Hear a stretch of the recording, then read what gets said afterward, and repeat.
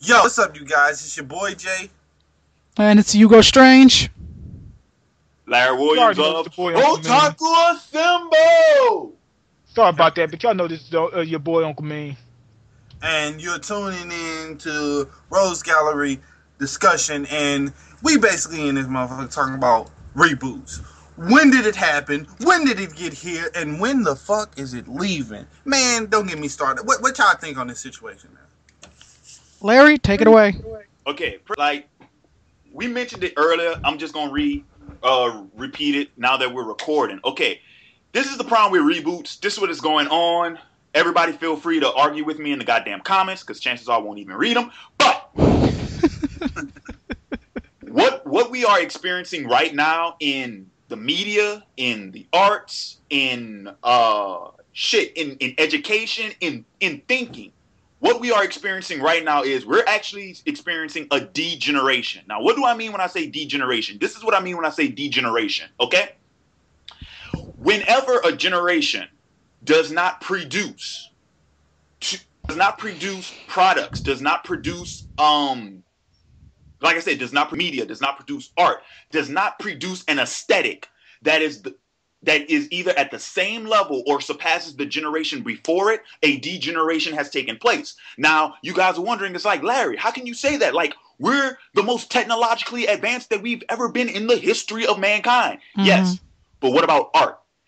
There's a difference. I'm not talking about science. I'm talking about fucking art. You know, yeah, we're producing mathematical geniuses, and we got iPads, and we got iPhones, and we got apps, and all that shit, all that bullshit fucking technology to brainwash you. But where's the great music of this age? Where's the great artwork of this age? The great films, the great novels of this generation? I'm talking about the 2000 babies. I know they still fucking young, but I'm saying, where is it? Where's the product that the 2000s has offered us? You know what? The 2000s have gotten us. You know what? Can I hold up? I'm going to touch on that because you just brought up something very interesting, and I want to just. But wait, before y'all get into that, I just want to make it clear that Larry's basically saying that the last degeneration was in the 90s. If you were born any time after 99, you're considered not in our generation, I guess. Yeah, exactly. Well, that's true. He's saying, where's all y'all shit at? But here's where it's at. The music of this era, Lady Gaga. The great novels of this era, Twilight. Great movies of this era, Twilight. There you go. I mean, it's unfortunate, but there you go. And see, and that's what I'm talking about. Like great TV shows of this era, Jersey Shore, Glee, American Idol. There you go. And that's the problem. Show stuff like that. And see, that's the problem. Like, okay, now, if y'all trying to understand, like, what y'all shit, you know, first off, a lot of y'all cats, y'all younger cats who will be watching this, like, oh man, y'all bashing our shit because y'all them old folks from the 90s shit and shit like that. Let me tell you what I'm talking about when I'm talking about the great novels, when I'm talking about the great fucking when I'm talking about great music, great films. Okay, hold up. First off, let me tell you what the 90s gave us. All right, number one, the 90s. First off, for better or for worse, the 90s created the rap game. Before the 90s, there was the hip hop game. The 90s introduced the fucking rap game. Number one, rap game. Period.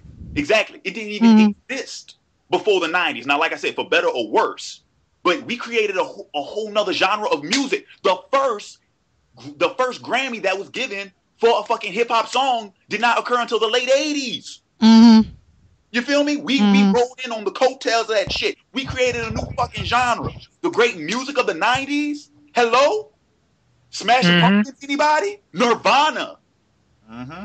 Don't get me started on Metallica. I know Grunge. Metallica's older than the 90s, but I'm saying Metallica. Kurt Cobain, one of the greatest songwriters probably of this generation, man. Eminem. Okay, don't Snoop, Dre, Biggie, Tupac peaked in the 90s. Big Pun. And it's not even that. You go back to the generation before that, the 80s. What do you got? Oh, Genesis, Peter Gabriel, Flock of Seagulls. I mean, it's constantly Michael Jackson.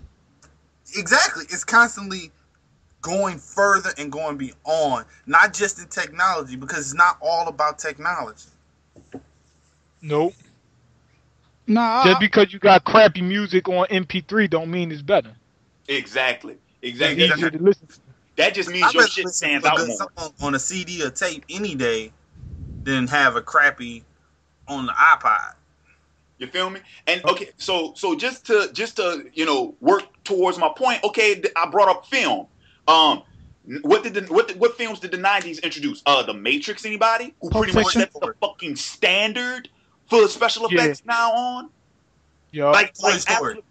Wait, what? Toy Story. Toy Story. Disney You wouldn't even have computer animation had it not been for fucking Toy Story. Pulp Fiction, 1995. Yep. Pulp fucking Fiction. Okay, I'm talking about fucking Forrest Gump. Anybody? Mhm. Come on, Yeah. man. The list goes on and on. The Lion King, hello, the Disney Renaissance. The Disney, took place yup. in the fucking night. Come The on. rap golden era, the golden era of rap. But this is turning into the animation rant a little bit. So Okay. Well, I'm gonna target. Okay, one thing that we're gonna talk about later on in the discussion, because why we started talking about the reboots thing, I brought up the fucking Spider-Man reboot, right? mhm. The whole superhero fucking movie genre, 1989 Batman. Tim Yep. Burton Michael Keaton. started the whole fucking thing. Yeah. Before that, the only other superhero movie there was the fucking Superman movies from the 70s. Yeah. Mhm. And like I said, that happened June 89 because it happened the weekend I was motherfucking born. All right? That's what you got in the motherfucking 90s, okay? Nowadays, everything in the media, everything in art is either a shitty adaptation, a remake, or a shitty fucking sequel. Or shitty knockoff. Or a shitty ass knockoff, a shitty parody, or a shitty spoof. Yup. Word, especially with the whatnot movies, the blank movies, insert genre here movie. Name me something, and I want you 2000 babies. If anybody in there, leave in the comments. Name me something original. Name me something that came from y'all generation, from y'all time period that hasn't been seen before. Hold up, Inception. Okay. Now, but here's the thing though. Christopher Nolan is a really good director as far as like how he goes about thinking. Like Larry, you keep saying this every time you bring him up, but what he said was, "I'm not doing a sequel. I'm finishing the story."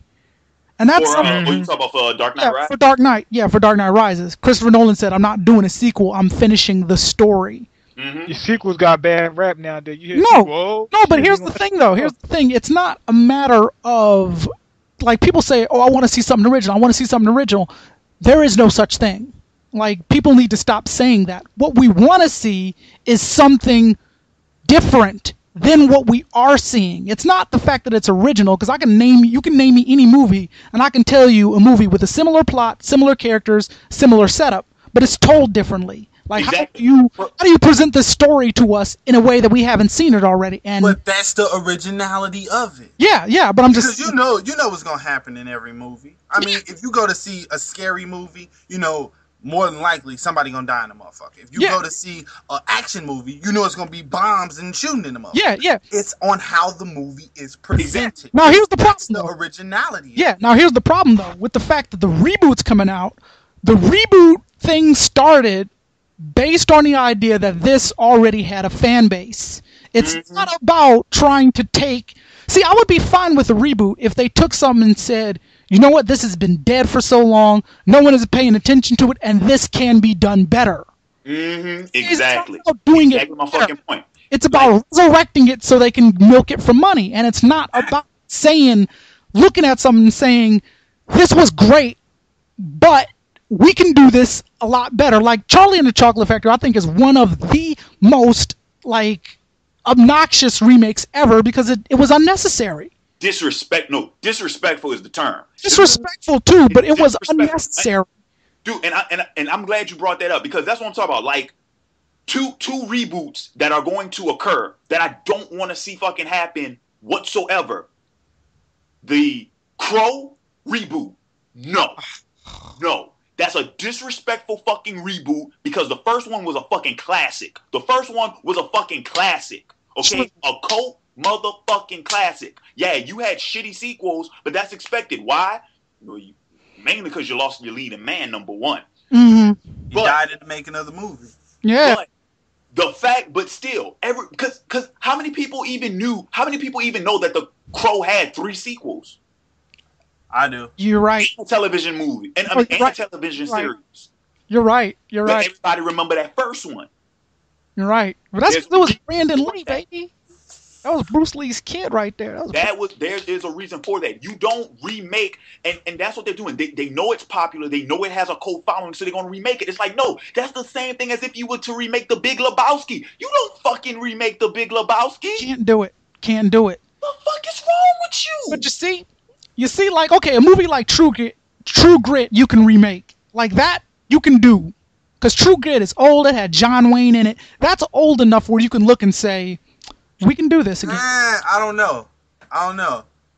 Well, the thing is, I understand that it's old enough, but True Grit, like, I seen the original True Grit. That's a classic movie. I've seen it too. And a lot of people will be like, you fucking, like, I'm not so sure that I would be, let's say, 60, no, let's say 25 years down the line. I'm not so sure that I would be cool with them trying to reboot The Godfather. That is a classic movie. Yeah, I agree with you. I'm not so sure that I'll be happy about that. Now, they might do it better. They might pull it off, like True Grit. They pulled it off. Actually, I thought the remake was kind of better than the original. I'm just throwing that out there. Some people might disagree with me. No, I feel you. I've seen both. It's just so much that can go wrong in it. You can fuck it up. Well, and I'm not sure that I want them to do that with classic series like that. Well, here's the thing with that. Basically, because I don't trust directors anymore because they doing all this other shit, and I don't trust writers anymore. Hold up. I'm gonna put the heat on who really deserves the heat because it's not the directors, it's not the writers, it's the producers. Who? It's the producers, which are a part of the studio, but it's mainly the producers. Studios are the ones who fuck it up. But it's the producers, because the producers are the one who's saying, we're not putting money behind this unless you get Keanu Reeves. We're not putting money behind this unless you do X, Y, and Z. We're not putting money behind this unless you do, unless you meet their criteria, they're not going to give you the money to do it. Well, okay, I understand that, but sometimes that can be bullshit. And I'm going to tell you why that can be bullshit. Quentin Tarantino started in the not Daytona film. I forget the name of the film festival. Fuck. What's the name of the film festival? Sundance? Sundance Film Festival. With Reservoir Dogs. He brought that to a major studio, to Warner Brothers, and they said, you know what? We want such in this movie. You know what he said? Fuck y'all. He's like, I'll make my own movie. He spent an estimated $200,000 or something on that movie. That movie is priceless now. It's no limit to how much he made off of that. So, if your idea is good enough, if the movie is good enough, people are going to find it. Another one, Boondock Saints, another cult classic.